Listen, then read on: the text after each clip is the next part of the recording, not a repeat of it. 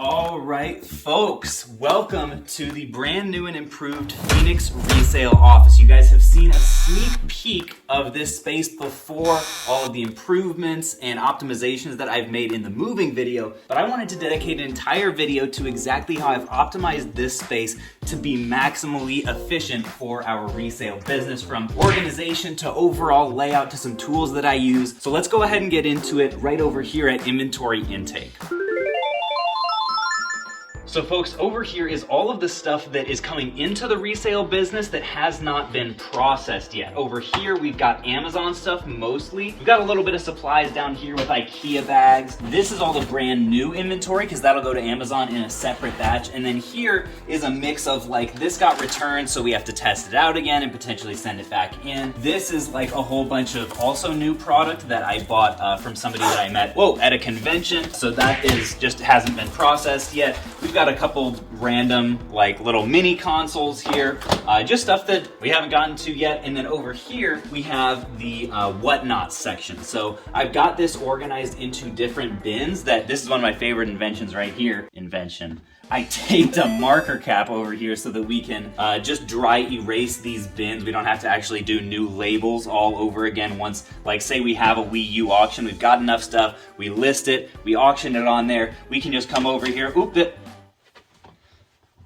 Okay, so apparently the system's very new. We're working out the kinks, folks. Apparently this doesn't erase as, okay, you just have to put a little elbow grease into it. This, I think, will be a pretty versatile and liquid system for us. Got a little bit more bin room down there than we're actually using, but this will help us stay organized as we have like multiple auctions in the works and we're trying to get different kinds of auctions going at the same time. And speaking of auctions, a more seamless transition has never been seen on YouTube. Thanks a bunch to this video's sponsor, Whatnot. We're having a huge Game Boy auction on, hold on, I gotta look this up here. Friday, October 7th, folks. The Game Boy auction is going down. We've got everything from boxed consoles to Zelda. Look at this. We had to have 2 rows just for the Zelda games, Mario, Metroid, and all this stuff that I couldn't honestly even fit on the table. It's going to be a ton of fun. If you don't have the app, definitely download it with the link in the description below, because not only will you get $10 credit, but specifically for this auction, I have designed Pokemon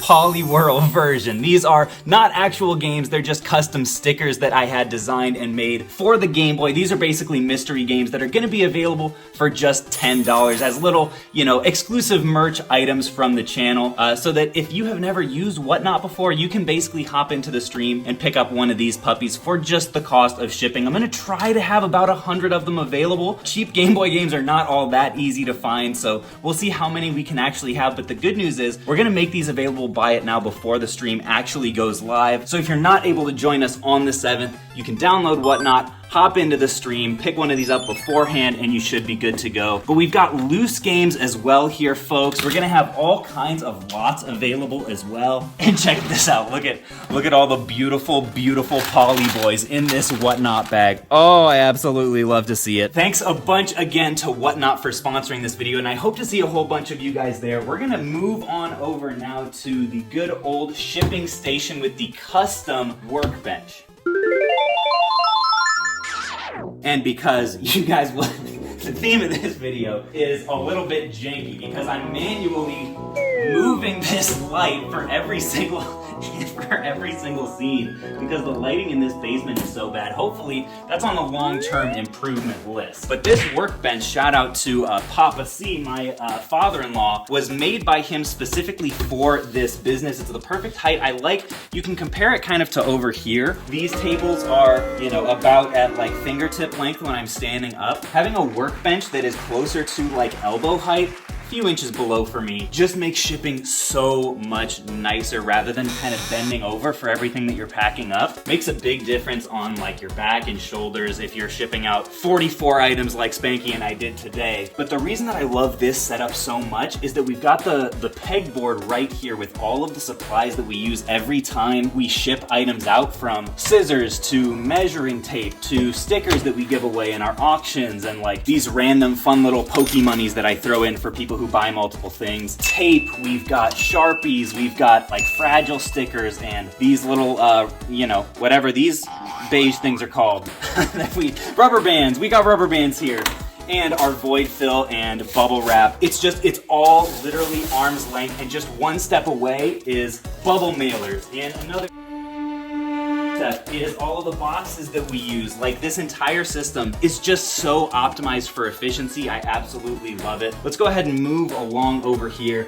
I'm realizing now that we're going a little bit out of order, because the general layout, let me talk to you guys about that for a little bit, of this whole basement office is that as something comes down the stairs and into our office, we're just putting it over here. We've got a bunch of stuff to just put stuff away so that we don't have to actually wonder where, you know, our unprocessed inventory is. The organization system is right there. Then in between here and where the items get listed is all of the stuff that we might need to pair with it in order to make it complete.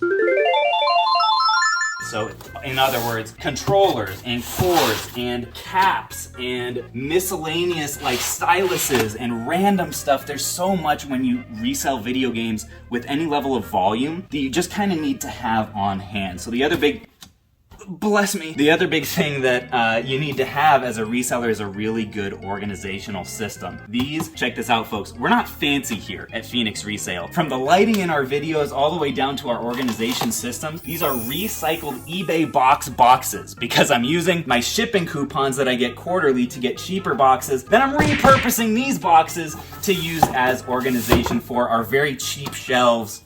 I've had this idea percolating in my skull for the last, I don't know, month or so, just throughout this move, because if you look around here, Spanky, you can pan a little bit, you're not going to see much fancy, folks. You're gonna see cheap shelves and recycled boxes, cheap tables, cheap chairs. This literally was Erica's and my first dining room table in our studio apartment. And now it gets used for like miscellaneous resale stuff. Folks, the reality is a lot of young entrepreneurs get too fancy too quick, right? Like they get their first reselling paycheck and they'll like buy something stupid with it, right? And, you know, pat themselves on the back and feel like they're successful. The reality is, like, in this business, a lot of times you have to make the choice between, do you want to be fancy or do you want to be free? I just got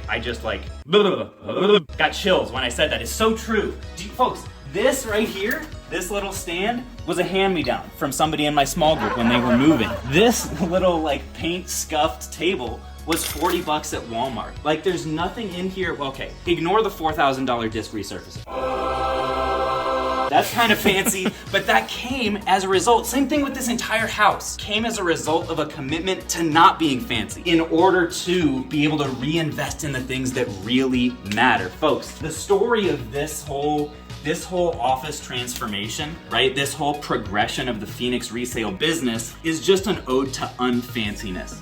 If you take one thing away from this video, don't be fancy, folks. You don't need the flashy stuff in order to get stuff done. This is not a number that I throw around a lot, but this cheap, ugly setup right here is going to do a projected, by the end of the year, $600,000 worth of video game sales.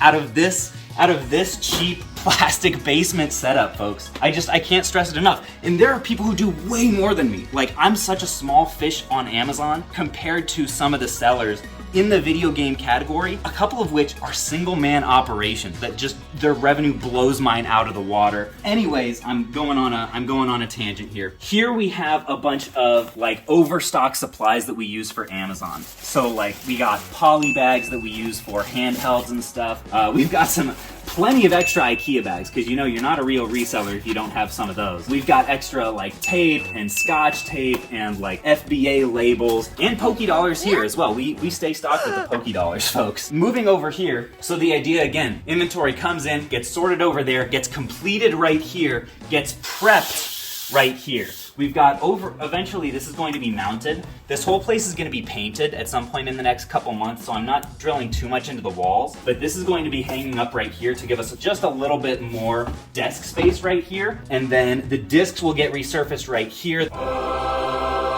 The dirty stuff will get cleaned right here. We'll have all of our supplies. And then, as soon as you're done with that, you can, in your fancy, not really fancy, but kind of fancy for us, this was like, I don't know, almost $200, so that's a little bit fancy. You can say, boom, I'm done cleaning, swivel right over here to the keyboard, list it on Amazon, just like a speedy little spanky, you list it. And then you've got your label printers right here, slap the barcode on, put it in a stack right here, and then bang, as soon as you have your stack and it's done and ready for Amazon, boom, you're already ready to ship it out. Granted, this is a little bit suboptimal, having all of our like larger FBA kind of boxes over here. It's a few steps. It's a short walk. We're getting our steps in from day to day, going back and forth. But folks, this is the as optimized as I could possibly make it new reseller setup for Phoenix Resale.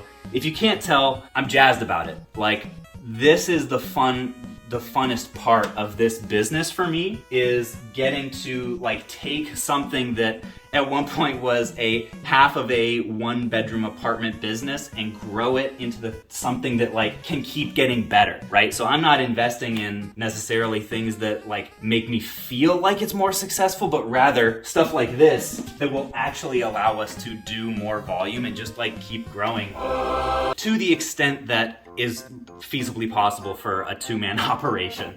Folks, I'm out of breath. How much time do we have on that, Spanky? 10:15. That was a 10-minute and 15-second straight up rant. Folks, I beg you. Resellers, part-time, full-time, collectors that flip a little on the side, whatever you do, ask yourselves, do you want to be fancy or do you want to be free? I will catch you guys